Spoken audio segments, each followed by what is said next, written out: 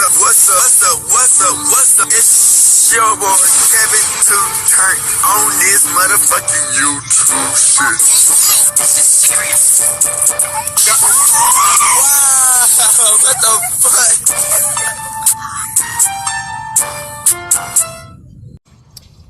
what the fuck? What's up? It's your boy Kevin to on YouTube shit. Hey man, say man, we are Rder, man. Turn. Right? It's one freaking day. Check it outside description, man. In the gango. Hey man, say man, free Palestine, free Congo, Russia do your thing, and take a stand up, man. Hope y'all been enjoying these videos, man. Make sure y'all like and subscribe. We gonna continue to post. You dig what I'm saying? All day, every day. Hey, life is going life. You gotta keep on upgrading, man. You know what I'm saying? Can't get stuck. Always get better. Learn from my mistakes and learn from the experience in our past to get better, man. You can't never let the world try to take us out. When everything feel like it's fucking up, that's when we go the hardest. That's when we show, hey, we ain't to be played with. You dig what I'm saying? Always go hard. Never let people tell you who you are, and keep on putting that work in, man. We out here. Hey, come to the Black Hebrew Israelite, man, as a real Jew, man. We out here for real. We can't never let the opposite and the enemy try to take us down, man. We gotta always fight, man, each day, every day. Hope y'all enjoyed the video. Alright. Today, it's one freaking day. Straight heading outside. Big crib. Out here in the gang. Ooh. Hey man, say man. This shit is wild, man. You know what I'm saying? Recent passing, man, you know. And I said, man, people get old. You know what I'm saying? I think that's the one thing that people don't understand, man. Time is undefeated. You know what I'm saying? We all got a time frame where we gotta disappear, man. No matter how much we think of ourselves, how much we try to boost ourselves up, this and that. We all living on granted time. We all one day gonna have to end for us. No matter however it goes, you dig what I'm saying? We always gotta live life to the fullest, gang. But yeah, Simpson, man. You know, I give this dude a good definition of living life to the fullest. You know what I'm saying? Like, you know, to come from nothing to make something and to lose it and almost gain it. Definition of it, you know what I'm saying? Simpson, man, had through trials and tribulations, man. You know, sometimes, man, you go through shit and you wondering why you go through shit. But it's all to make you a better person. Cause like Simpson, man, this shit that happened in his life, man, it opened a whole different type of like situation up. You know what I'm saying? Because at first, man, like to be a billionaire is insane in its own right. You know what I'm saying? But to like they try to convict you of like murdering your wife and this nigga over some bullshit. Man, that's wild. You know what I'm saying? This situation is time where, you know, you fuck with your girl, you know what I'm saying? And you believe that, man, this girl right here, man, she wouldn't do that.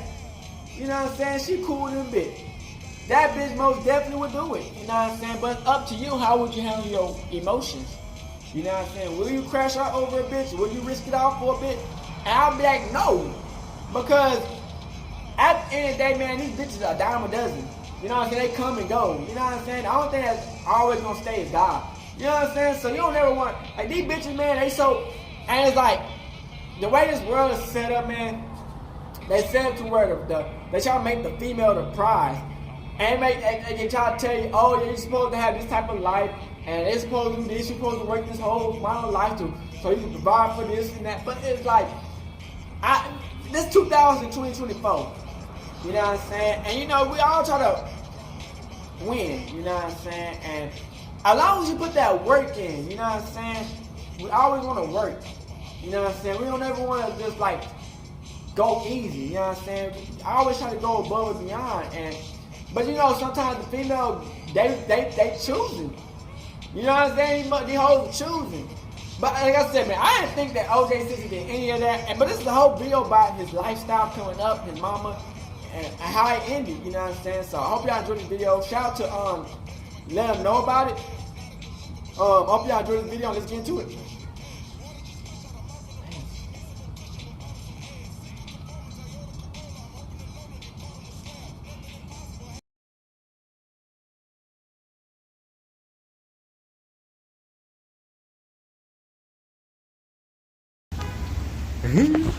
Okay. So it's OJ Simpson. You dig what I'm saying? Man, like I said, man, I don't believe that OJ Simpson did that. You know what I'm saying? Like it seemed too crazy. You feel me? Like it links up too damn good. Like, come on, man. He gonna leave the evidence right in front of his crib, nigga. I would've, man. Come on, bro. Let's be honest, bro. But let's get it. In the world of sports and celebrity, few figures have captured the public's imagination as dramatically as O.J. Simpson. From his early days as a football legend to his later years marked by scandal and controversy, Simpson's life has been a tumultuous journey. As the years passed, O.J.'s troubles continued. Legal battles, financial ruin, and a stint in prison further tarnished his reputation. Today, we delve into the tragic story of Simpson's life and death, exploring the highs and lows of a once great icon whose fall from grace remains one of the most captivating narratives of our time. Join us as we unravel the complex and often heartbreaking tale of a man whose life was defined by both triumph and tragedy. O.J. Simpson, a multifaceted figure in American sports and entertainment, left behind a legacy intertwined with both triumph and controversy when he passed away in April 2024. Renowned as a formidable American football player, sports commentator, and actor, Simpson's life story is marked by highs and lows, with financial matters often at the forefront. His athletic prowess shone brightly during his 11 seasons in the National Football League, NFL. Notably with the Buffalo Bills, where he carved his name among the pantheon of the greatest running backs of all time. However, Simpson's professional achievements were cast into the shadow of the highly publicized trial for the 1994 murders of his ex-wife Nicole Brown and her friend Ron Goldman, a trial that culminated in his controversial acquittal. Financially, Simpson's estate at the time of his death was estimated to be around $3 million. This wealth was attributed to various sources, including a pension investment account valued at approximately $2 million before his legal entanglements in the 1990s. Over the ensuing decades, these funds were passively managed, contributing to Simpson's estimated net worth range of $2 to $5 million. Additionally, his involvement in film and television garnered him a modest grant from the Screen Actors Guild, supplementing his income. Despite legal battles and civil judgments, Simpson's assets were largely shielded from legal encumbrances and remained untouched by the Goldman family, who sought restitution for the wrongful death of Ron Goldman. Notably, Simpson's pension earnings provided a substantial annual income of approximately $400,000. However, any additional earnings he accrued outside of this pension were earmarked for the Goldman family to settle the outstanding $33 million civil judgment against him. To date, only a fraction of the damages has been paid, primarily sourced from the auction of Simpson's personal items in the 1990s. Rumors persist regarding Simpson's alleged offshore accounts, particularly in the Cayman Islands, with speculation suggesting hidden millions. These claims have long been asserted by the Goldman family and gained traction during Simpson's 2008 robbery trial, where covert recordings captured discussions implying financial secrecy. O.J. Simpson, born in 1947 in San Francisco, California, Simpson's upbringing was colored by the struggles of his working-class family. His mother, Eunice, worked as a hospital attendant, while his father, Jimmy Lee Simpson, held multiple jobs, including custodial work at the Federal Reserve Bank and as a chef. Notably, Jimmy Lee Simpson was also a prominent figure in the Bay Area drag scene and later came out as gay, a revelation that added layers to the family's narrative. Tragically, Jimmy Lee Simpson succumbed to AIDS in 1986, leaving behind a legacy that intertwined personal identity and societal acceptance. Simpson's childhood in San Francisco's Potrero Hill neighborhood was far from easy. Afflicted by rickets in his early years, Simpson endured the discomfort of leg braces until the age of 5, leaving him with a distinctive bowed posture. Despite these physical challenges, Simpson exhibited a resourceful spirit from a young age, earning pocket money by selling tickets and collecting seat cushions at Kezar Stadium, showcasing an early entrepreneurial flair.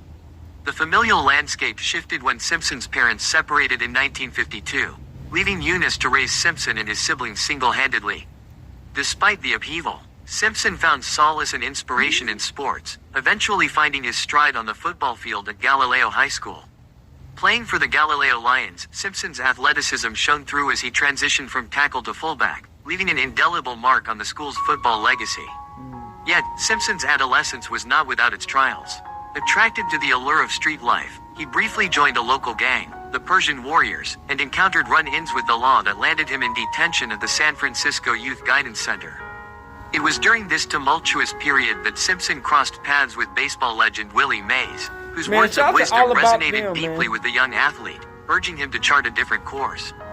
Guided by Mays' counsel and fueled by a desire for redemption, Simpson redirected his energies towards sports and entrepreneurship. As he graduated from high school in 1965, Simpson's journey was poised for a dramatic turn, laying the foundation for a future marked by both athletic prowess and societal scrutiny. O.J. Simpson's journey from gridiron glory to cultural icon is a saga etched with triumphs, challenges, and enduring legacy. As a standout football talent at Galileo High School, Simpson's on-field prowess captured attention, yet his lackluster academic record hindered widespread college recruitment. Undeterred, Simpson embarked on a collegiate odyssey that would shape his destiny. In 1965, Simpson found his footing at City College of San Francisco, showcasing his versatility as both a running back and defensive back. It was here that his gridiron exploits earned him recognition as a junior college All-American, laying the groundwork for a meteoric rise. Transferring to the University of Southern California, USC, in 1967, Simpson's arrival in Los Angeles heralded the next chapter in his football journey. Under the mentorship of legendary coach John McKay, Simpson's star continued to ascend, culminating in a record-breaking senior season in 1968. With an astonishing 1,709 rushing yards and 22 touchdowns. Simpson's dominance earned him the coveted Heisman Trophy, Maxwell Award, and Walter Camp Award, solidifying his status as a gridiron luminary. The dawn of Simpson's professional career beckoned in 1969, as he was drafted as the #1 pick by the Buffalo Bills.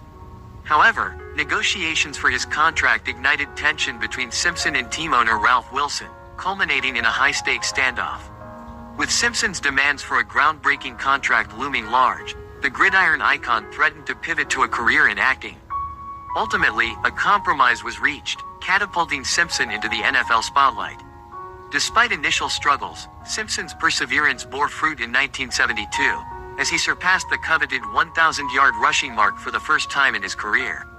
His crowning achievement came in 1973, when he etched his name in the annals of football history as the first player to surpass 2,000 rushing yards in a single season, a feat that remains unparalleled in its sheer magnitude. Billionaire. Simpson's tenure with the Buffalo Bills witnessed a string of accolades, including rushing titles and Pro Bowl appearances. However, injuries truncated his illustrious career, prompting a trade to the San Francisco 49ers in 1978.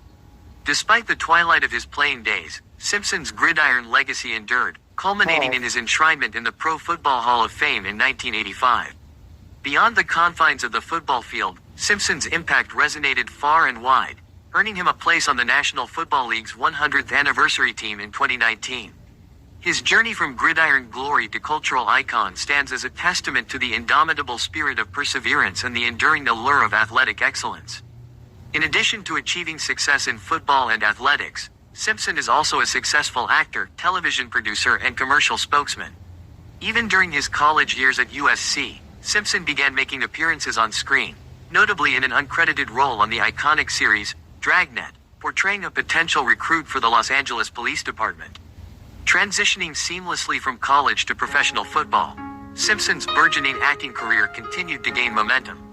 In 1975, People magazine hailed him as the first black athlete to become a truly likable media superstar, underscoring his widespread appeal.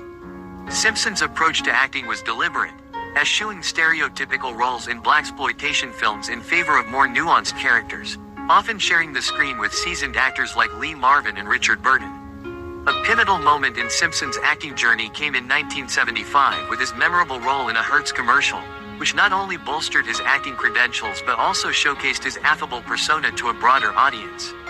Despite his burgeoning success, Simpson remained humble, expressing a desire to attain recognition with prestigious awards like the Oscar or Emmy. The pinnacle of Simpson's acting career came with his portrayal of Detective Nordberg in the wildly popular Naked Gun trilogy alongside Leslie Nielsen and Priscilla Presley. His comedic timing and on-screen charisma endeared him to audiences, solidifying his status as a bona fide Hollywood star. Yet, Simpson's career trajectory took a tumultuous turn with missed opportunities. Notably his near casting as the eponymous character in The Terminator in 1984. Director James Cameron initially considered Simpson for the role before ultimately casting Arnold Schwarzenegger, altering the course of cinematic history. What? It was gonna be O.J. Despite Simpson? setbacks, Simpson's ambition remained That undaunted. would've been crazy. He embarked on projects like the untelevised Damn, pilot he became for the Frogman, Terminator. That would've been a crazy. promising endeavor that The whole ultimately fell world through would have amid changed. legal That would woes. happen. Who knows Simpson's what would foray happen? into television continued with Juiced, a hidden camera prank show that showcased his irreverent sense of humor, albeit amidst controversy. Simpson's contributions to entertainment spanned decades, leaving an enduring legacy that transcended the Imagine gridiron. if the Terminator would have His been journey from football O.J. stardom to Simpson. Hollywood luminary Man. serves as a You testament and to me. the boundless potential of reinvention and resilience in the face of adversity. Endorsement deals. O.J. Simpson's endorsement deals catapulted him into the realm of commercial success, cementing his status as a sought-after brand ambassador. Before his NFL debut in 1969, Simpson inked a lucrative endorsement contract with Chevrolet, fetching him a handsome sum of $250,000 annually. This was just the beginning of Simpson's journey into the world of advertising, as he would go on to lend his name to a plethora of products and services. Among Simpson's notable endorsements were Tree Sweet Orange Juice, Pioneer Chicken, and Honey Baked Ham, each contributing to his growing stature as a marketable If I personality. had some shit like that, nigga, However, what? it You was tell his me what can partnership it with be? car rental Nigga, giant what? Hertz that truly elevated Simpson to iconic status. Serving as Hertz's main celebrity endorser from 1975 to 1992, Simpson's ads, featuring his trademark sprint through airports, became synonymous with the brand's image. The financial windfall from Simpson's association with Hertz was staggering, with the gridiron star raking in millions of dollars in endorsement earnings. Even after being replaced as Hertz's chief endorser in 1992, Simpson continued to receive a monthly stipend of $45,000 from the company, along with perks such as lavish golf trips. In a twist of fate, Simpson's ties to Hertz intersected with the tragic events of June 12, 1994, when he was en route to a Hertz-sponsored golf tournament in Chicago on the night of the Brentwood murders.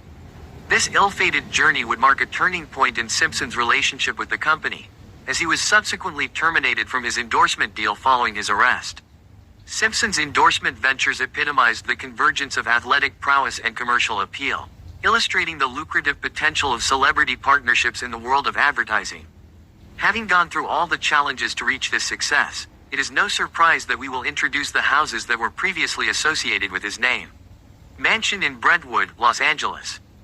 The Rockingham House, also known as O.J. Simpson's former residence, was once an opulent 6,000 square foot estate on Rockingham Avenue in Los Angeles. Designed to emulate an English cottage, the house boasted a spacious pond and lush gardens that created a sense of seclusion and tranquility on the That's property. a nice ass house. However, it And I also like it. became I infamous like due them to its type of houses. association with Not one of the too most big sensational and not trials too in American small. history. You know what I'm saying? Because them big ass Simpson fucking purchased the houses. estate in That's a big 1977 ass for house. $650,000 You never know who's inside that and bitch. resided there for many years. The house became the focus of intense media scrutiny following the murders of Nicole Brown Simpson and Ron Goldman in 1994. The high-profile police chase involving Simpson in his white Ford Bronco ended at the Rockingham property, capturing the attention of the nation and adding to the house's dark reputation.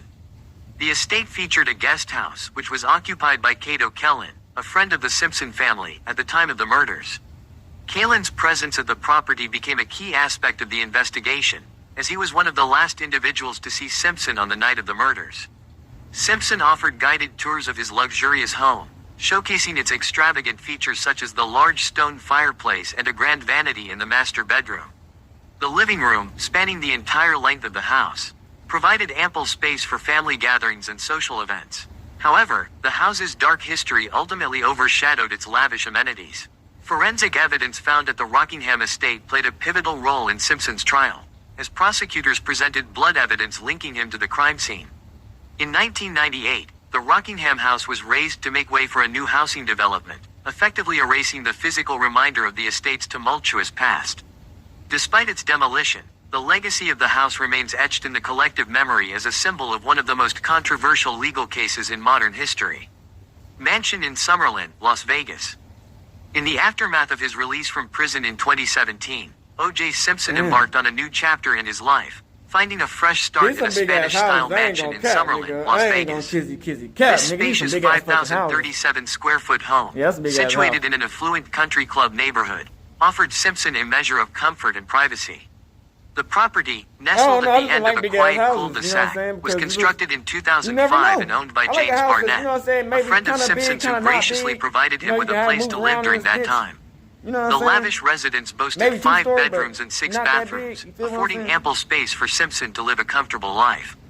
The home also featured a private pool and putting green, reflecting Simpson's interest in leisure activities. He was often seen shooting videos within the confines of his home, as well as on the nearby golf course, showcasing his passion for the sport and his enjoyment of the serene surroundings. Despite the occasional speculation about a possible return to Florida, Simpson chose to remain in Las Vegas until his passing in 2024. The decision to stay in the city where he had found solace and a sense of community may have been driven by the comfort and security his residence in Summerlin provided. Ultimately, Simpson's final years were spent in the city he called home, where he continued to engage in his favorite pastimes and enjoy a quieter life. Mansion in Florida. In 2002, O.J. Simpson sought a fresh start in Miami, purchasing a new home to live in with his children. The sprawling property offered Simpson a sanctuary of privacy, a luxury he likely craved given the public scrutiny that surrounded him. A large entrance gate and an abundance of tropical plants shielded the home from prying eyes and added a sense of seclusion. The residence, encompassing 4,148 square feet of living space, boasted 4 bedrooms and 4 bathrooms. The interior of the home featured modern updates since Simpson's departure, with significant renovations carried out in the kitchen. The residence combined contemporary design with functionality, creating a comfortable living space. A large concrete structure served as a focal point in the family room, echoing the matching concrete floors throughout. These design elements added a unique touch to the home, blending both aesthetics and practical considerations. The outdoor amenities of the property were equally impressive. A spacious backyard swimming pool provided an opportunity for relaxation and enjoyment, while a soccer field catered to recreational activities. A 2-car garage offered convenience and protection for vehicles, completing the list of modern conveniences. Simpson's time at the Miami home came to an end in 2008, when he was arrested for armed robbery. Following his departure, the house changed hands, eventually selling for $1 million in 2019. The property remains a noteworthy part of Simpson's life, representing both a period of respite and a reminder of his complex journey. Personal life. O.J. Simpson's personal life is a tapestry woven with joy, tragedy, and tumultuous relationships that captivated the public's attention. His journey into matrimony began on June 24, 1967, when he wed Marguerite L. Whitley, with whom he shared 3 children, Arnell L. Simpson, Jason Lamar Simpson, and Aaron LaShawn Simpson. Tragically, the family faced heartbreak when Aaron drowned in the family swimming pool in August 1979, casting a shadow over their lives. Amidst marital strife, Simpson's path crossed with that of Nicole Brown, a waitress at the Daisy nightclub in Beverly Hills. Despite being married to Marguerite, Simpson embarked on a relationship with Brown, ultimately leading to divorce in March 1979. The romance between Simpson and Brown blossomed, culminating in marriage on February 2, 1985, following Simpson's retirement from professional football. The union bore 2 children, Sidney Brooke Simpson and Justin Ryan Simpson. Yet the marital bliss was short-lived, as the couple parted ways after 7 tumultuous years. Simpson's relationships extended beyond the confines of matrimony, as he forged a friendship with brothers Lyle and Eric Menendez, who would later become infamous for the murder of their parents in 1989. Simpson's interactions with the Menendez brothers took a surreal turn when they reunited in prison following Simpson's arrest for a double murder in the 1990s, highlighting the interconnectedness of their lives. However, Simpson's union with Brown was marred by allegations of domestic violence, with Brown alleging multiple instances of abuse over the years. A lot of stuff happens. Despite her calls for help, authorities seemingly failed to intervene, leaving Brown vulnerable to further harm. The cycle of abuse culminated in Brown filing for divorce in 1992, citing irreconcilable differences exacerbated by Simpson's alleged affair with model Tawny Kitaen.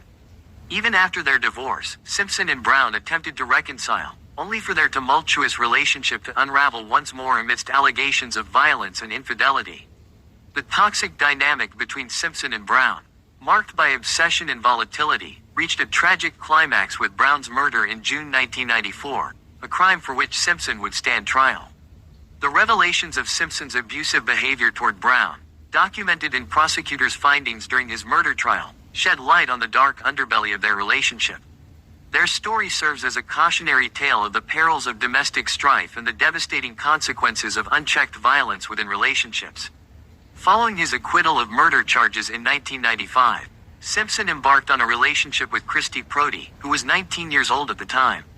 Prody, who worked as a cocktail waitress, later revealed that she often feared for her life throughout their tumultuous 13-year relationship. Legal issues. The events of June 12, 1994, marked a watershed moment in American history, igniting a media frenzy that would reverberate for years to come. Nicole Brown Simpson and her friend, Ron Goldman, were discovered brutally stabbed to death outside Brown's Brentwood apartment in Los Angeles. The grim discovery sent shockwaves through the community, sparking a manhunt for the perpetrator. O.J. Simpson, Brown's ex-husband, swiftly emerged as the prime suspect in the murders, with no other suspects ever identified. Simpson asserted his innocence, claiming he was at home awaiting a limousine for a flight to Chicago on the night of the murders. However, mounting evidence and Simpson's failure to surrender to authorities cast a shadow of suspicion over him. The subsequent pursuit of Simpson by police, captured live on television, gripped the nation's attention. Riding in a white Ford Bronco driven by his longtime friend Al Cowlings, Simpson led police on a high-speed chase along Highway 405, armed with a pistol and threatening self-harm. The spectacle, broadcast on virtually every TV station, mesmerized viewers, with an estimated 95 million people tuning in, earning it the moniker, the most famous ride on American shores since Paul Revere.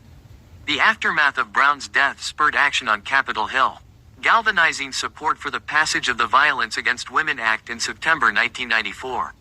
This landmark legislation created the National Domestic Violence Hotline, offering vital support to victims of domestic abuse. The ensuing trial of O.J. Simpson, presided over by Judge Lance Ito, captivated the world, earning the moniker, Trial of the Century.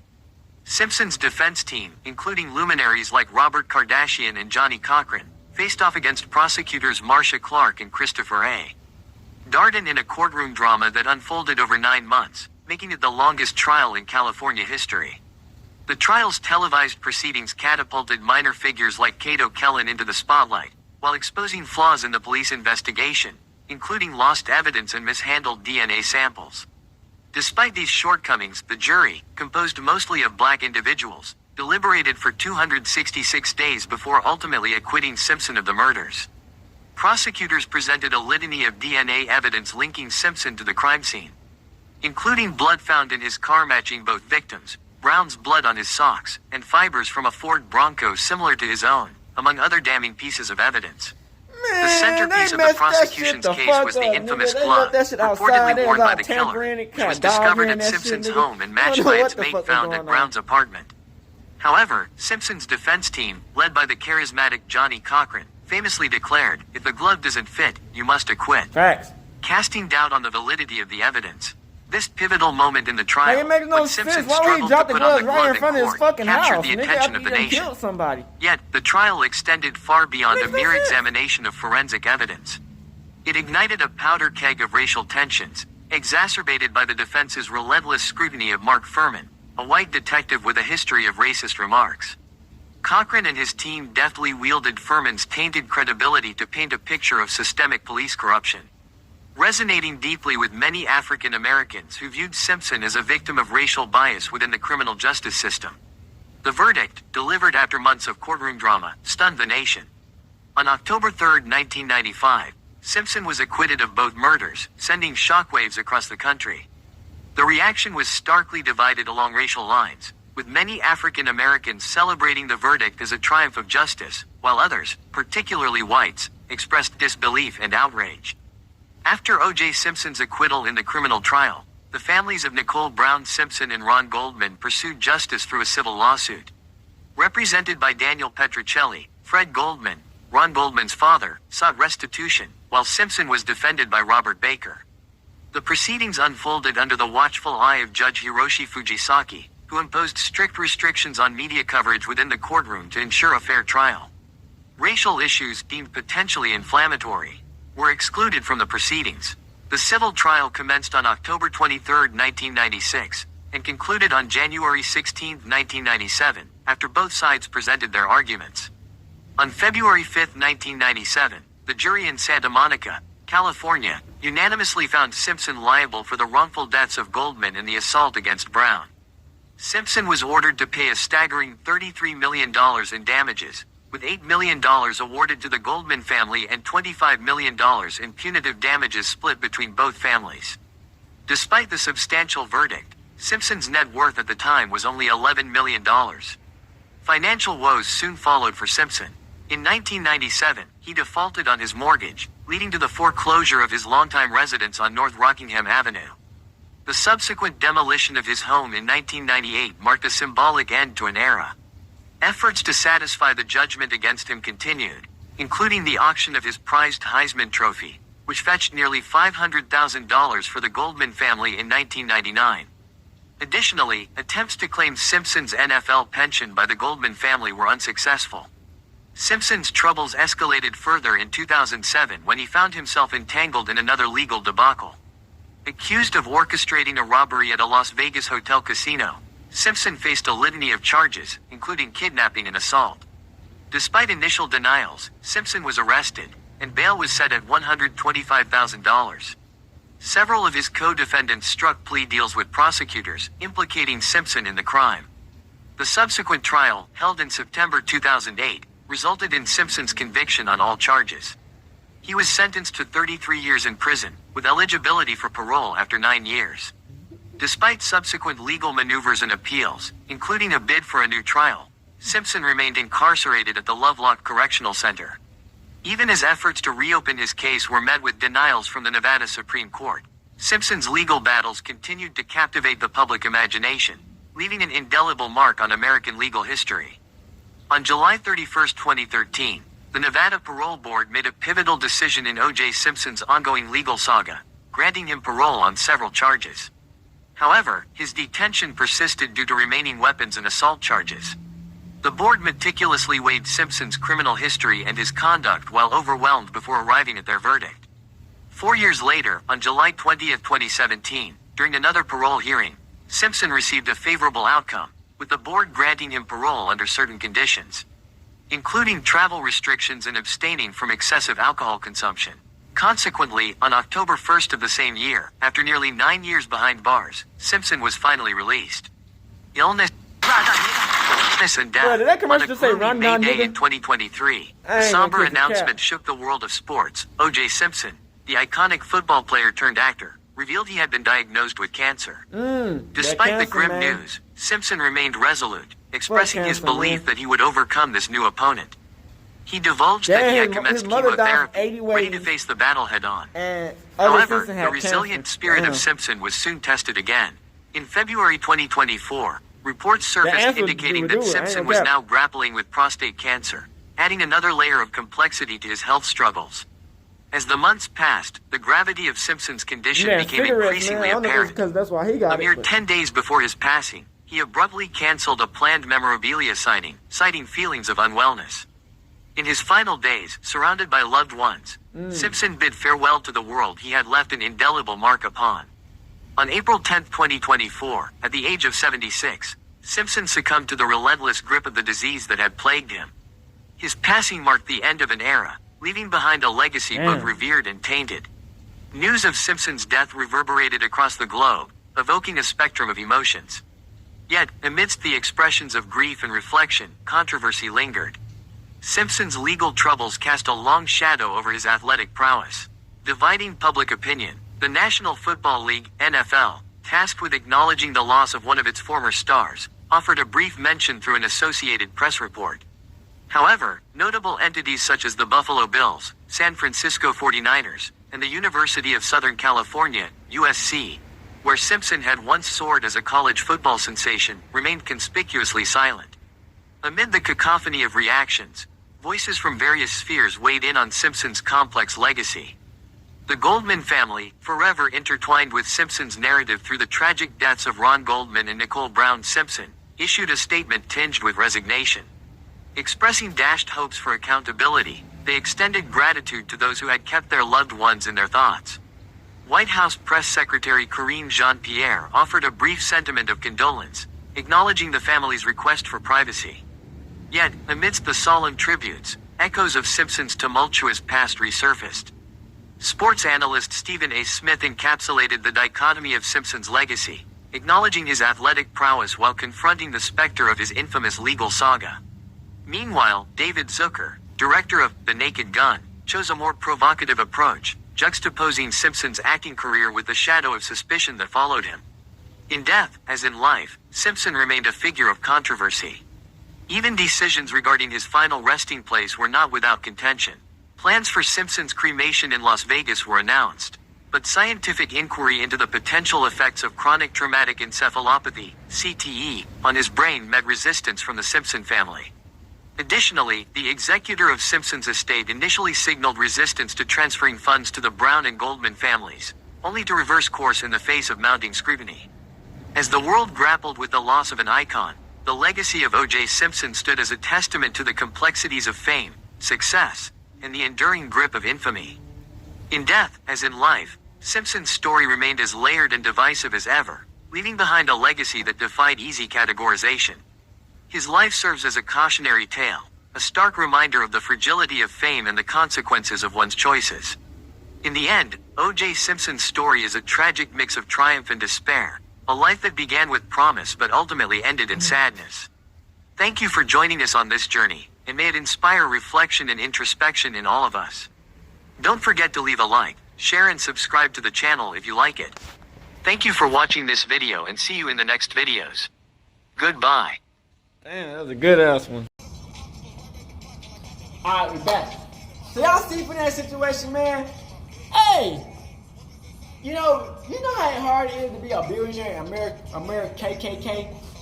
You know what I'm saying? You know how hard it is to be a billionaire in America KKK?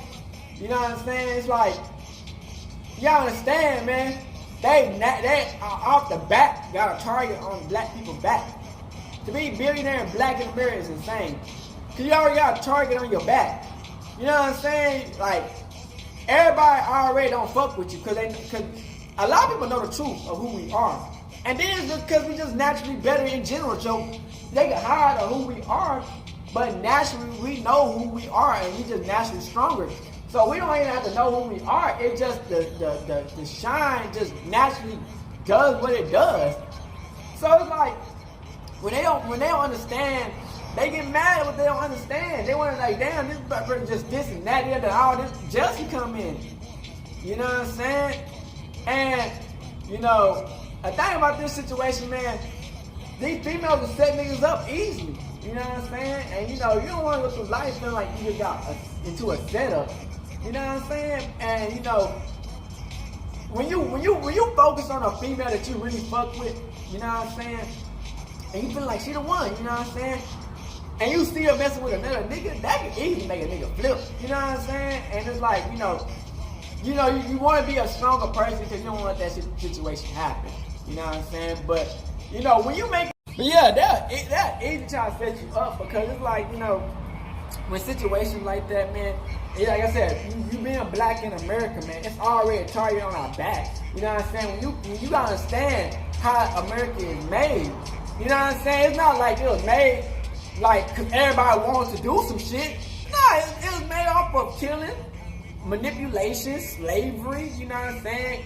Countless of killing motherfuckers. You know what I'm saying? And like everybody was like participating with, okay, let's build this shit up and we all eat. Nah, it was okay. One group of people, they eat, and then the people who actually built the shit, we don't eat. We just get the brunt end of everything. You know what I'm saying? And it's like, you know, as people, you feel what I'm saying? You know what I'm saying? You know, you want to always feel like, man, I don't care how they come at it. They can try to say this, they can try to take away this, but we know our worth. You know what I'm saying? We know where we came from. You know what I'm saying? And when you don't, and it's a sad thing when they try to do all this type of situation to take away what you don't know what you came from. You know what I'm saying? So when you become a billionaire, you gotta understand where you came from. You know what I'm saying? These niggas gonna try anything they power to try to take what you got. You know what I'm saying? I don't want to see no black person really winning around this bitch. Let's be honest, bro. You know what I'm saying? On some just real nigga shit. You gotta be above and beyond just to win some shit around this bitch. You know what I'm saying? A lot of niggas not finna win some shit that's normally because they don't want to see us win in the first place. You dig what I'm saying? And so, as far as, you know, you get O.J. Simpson, they try to say that's an easy target. You know, They probably got on the fact that like, oh, they don't like that he's dating a white person anyway. So he already probably lost a lot of the black people who really fuck with him, like, cause they're like he dating a white person. And then it's like, okay, the white people already got a target on his back because first off he black. Then he dated a white person, and then they y'all say he beating on her and shit, and she still with him. Of course, they gonna try anything they power to try to get him out the paint and get her out the paint because they betrayed. So it's like, you know, you gotta put 2 and 2 and 3 together. Like, we gotta understand that in this type of world we live in, man, they only want you to go so far. You know what I'm saying? And they want to have control over everything he does. You know what I'm saying? They don't have control of their hand. These white people don't have control of what you got going or try to put their hands in their shit. You know what I'm saying? It just don't seem right to them. You know what I'm saying? These white people are some of the most nosiest motherfuckers in the world. Just naturally, they nosy as fuck. You know what I'm saying? Like, and it's like, you know, they really good at perception. You know what I'm saying? They act like they cool with you. You know what I'm saying? Not all of them, but a lot of them. They act like they cool with you.